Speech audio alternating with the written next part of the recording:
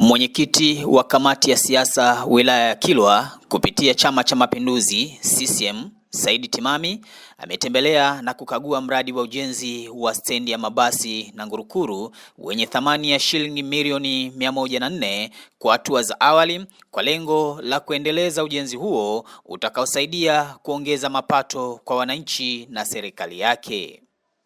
Awali, afisa biashara wilaya ya Kilwa Peter Ngosi ameeleza namna stendi hiyo ilivyokuwa chanzo muhimu cha mapato wilayani hapo, ambapo tangu kufunguliwa kwake wamefanikiwa kukusanya jumla ya shilingi milioni 58. Hivyo mradi huo utakapokamilika utawezesha kuweka mazingira wezeshi kwa wasafiri sambamba na kuongeza ajira kwa wakazi wa maeneo hayo. Mheshimiwa Mwenyekiti, stendi kuu ya mabasi na Ngurukuru zilizinduliwa tarehe 21 mwezi wa 7 mwaka 2025 na Mheshimiwa Mohamed Nyundo, mkuu wa wilaya ya Kilwa. Mradi huu wa stendi ya mabasi katika eneo hili la Ngurukuru ni mradi unaotekelezwa na halmashauri kwa fedha za mapato ya ndani na unatekelezwa kwa awamu kutokana na upatikanaji wa fedha. Mheshimiwa Mwenyekiti, eneo hili la stendi lina ukubwa wa mita za mraba 35,009, limepimwa na lina hati. Mheshimiwa Mwenyekiti, hatua hii iliyofikiwa ni ya awali ili kuwezesha stendi kuanza kutumika wakati mipango mingine ya ujenzi wa stendi ya kisasa ikiendelea kupitia maombi maalum ya kuomba fedha kutoka serikali kuu, ambapo ikifanikiwa itajengwa miundombinu mbalimbali ambayo inafaa kwa shughuli hii ya usafiri na usafirishaji. Mheshimiwa Mwenyekiti, halmashauri gharama za mradi. Halmashauri ilitenga fedha kuendeleza mradi huu wa stendi kwa gharama ya shilingi milioni 104,416,656 hadi kufikia hatua hii ya kuanza kupitisha magari na huduma za usafiri kupatikana. Mheshimiwa Mwenyekiti, kazi za ujenzi zilizofanyika katika awamu hii na kiasi hiki cha fedha ni pamoja na kuweka kifusi kwenye eneo la kupitisha na kuegesha magari, kuweka kifusi njia ya kwenda chooni, kufunga taa za sora, kurekebisha mifumo ya maji chooni, kuingiza umeme, kujenga sehemu ya mfereji ya maji, kujenga kingo za kuingia na kutoka stendi, kuweka mabango ya kuonyesha uwepo wa stendi pamoja na vibao vya kuelekeza magari kuingia na kutoka. Mheshimiwa Mwenyekiti, mapato. Stendi hii imekuwa ni chanzo kipya cha mapato cha halmashauri, ambapo tangu kufunguliwa kwake hadi kufikia tarehe 8 mwezi wa pili mwaka huu 2026 tumefanikiwa kusanya jumla ya kiasi cha shilingi milioni 58,161. Faida za mradi. Mheshimiwa Mwenyekiti, mradi huu umeanza kutoa faida ya mapato kwa halmashauri na utakapokamilika kwa 100% kama ulivyokusudiwa utawezesha kuwepo kwa mazingira mazuri na salama kwa wasafiri, kuongezeka kwa ajira kwa wakazi wa Kilwa na maeneo ya jirani, kuongezeka uwekezaji kwa wafanyabiashara wadogo na wakati, pamoja na kuongeza mapato ya ndani ya halmashauri. Hitimisho. Mheshimiwa Mwenyekiti, tunatoa shukrani nyingi kwa serikali ya awamu ya 6 inayoongozwa na Mheshimiwa Dr. Samia Suluhu Hassan, Rais wa Jamhuri ya Muungano wa Tanzania, kwa maelekezo yake yenye maono kwa halmashauri zote nchini kuhakikisha huduma muhimu zinapatikana kwa wananchi. Kwamba pale umetusomea milioni 104 ndio kwa ajili ya stendi. Lakini mkurugenzi akatuchanganya kidogo. Akasema mkandarasi ametengeneza na barabara zingine. Nikahoji hizo zote zilikuwa hela za stendi. Akaniambia hapana, zile zilikuwa tofauti na mkandarasi mmoja. Ndio tukaja tena tukarudi. Zimefanya shilingi ngapi? Milioni 76. Je, mataa 17 yote gharama yake ni bei gani? Tukasema kuna mataa yapo katika 76 na kuna mataa ambayo 32. Kwa hiyo 76 na 32 inakuwa shilingi ngapi?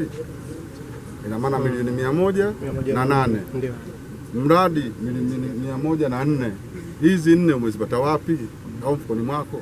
Kwa upande wao, wananchi wanaojishughulisha na masuala ya usafirishaji wa abiria na mizigo katika eneo hilo wamepongeza kuwepo kwa mradi huo, huku wakiitaka serikali ya wilaya kuendelea kufanya maboresho ya miundombinu ya mradi huo ili waweze kufanya kazi zao kwa ufanisi zaidi. Sisi ni wasafirishaji ambao tupo huko stendi, tangia stendi inafunguliwa. Ilipotoka tutangazo kwamba vituo ambavyo haviruhusu kupakia abiria vifungwe vyote, watu waje huko stendi.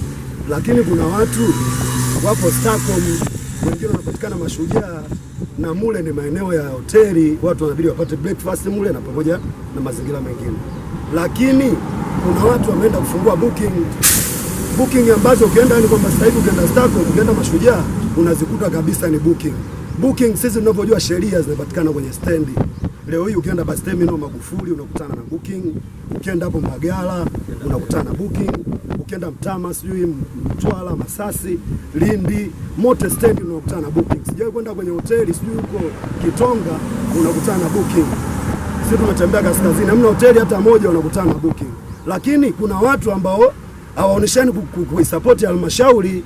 Kama halmashauri kweli inachukua hapa ushuru, wao wameenda kufungua booking Starcom Mashujaa, na wanakandia kabisa kwamba huku sisi tuogopa, huku tuna support kukaa kwenye tope, watu sisi tuna support vumbi, yani kwamba sisi hatusaminiki ambao tupo kwenye stendi ya halmashauri, lakini watu wapo Mashujaa Starcom.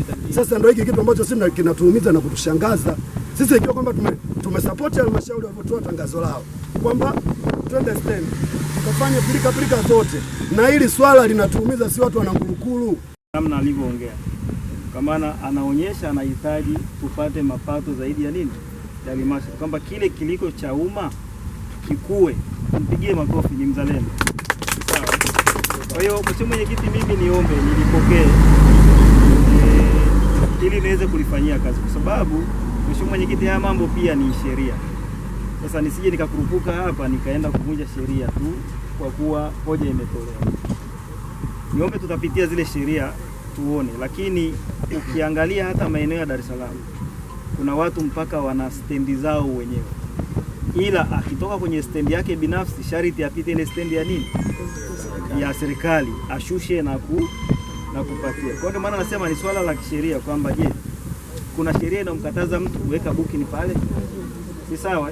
Lakini kwa zile stendi bubu tulishazikataza na zote tutazipiga marufuku. Kama zipo bado tutafanya operation ya kuzikataza. Kama na hizi za njiani zote, wote lazima tupatizie hapa. Kwanza kama Chama cha Mapinduzi tunaelekeza mkurugenzi kwenye fedha milioni 58 mliza kusanya. Hebu ajengeni banda hilo kwa haraka hapa tuondoe mgogoro. La pili, hawa kina mama wanaopeleka samaki kule, inaonesha hawaji hapa, inaonesha kwa sababu hawana sehemu ya kutunzia samaki wao. Kwenye hiyo wekeni pande lingine, akina mama wa samaki waje hapa kuondoa mgogoro na wale wakuu. Na la tatu na la mwisho, na vyombo vya serikali vipo, polisi watumieni, hakikisheni mabasi yote yanaacha mapato hapa, ndio anaenda kule Starcom kwa ajili ya watu wanaoenda. Sasa tunapoona nasema hata pale Tulili utakuta basi nasimama, anatoka anaenda na ripoti, anatoa risiti yake, anapanda kwenye basi na abiria yake anaondoka. Hebu na sisi twende kwenye tatu, ili kuondoa mgogoro baina ya wananchi pamoja na sisi viongozi. Naamini tukitengeneza hayo mabanda ya hawa kupumzika na hao watu wa mizigo ya samaki kuja kutunza samaki wao vizuri, ninaamini hakutakuwa na mgogoro wa kupiga kelele kwa nini magari yanaenda. Na ikiwezekana huyu mkandarasi kama kuna fedha inatakiwa aongezwe kwa ajili ya kupata kifusi kilichokuwa kizuri kupunguza tatizo hili.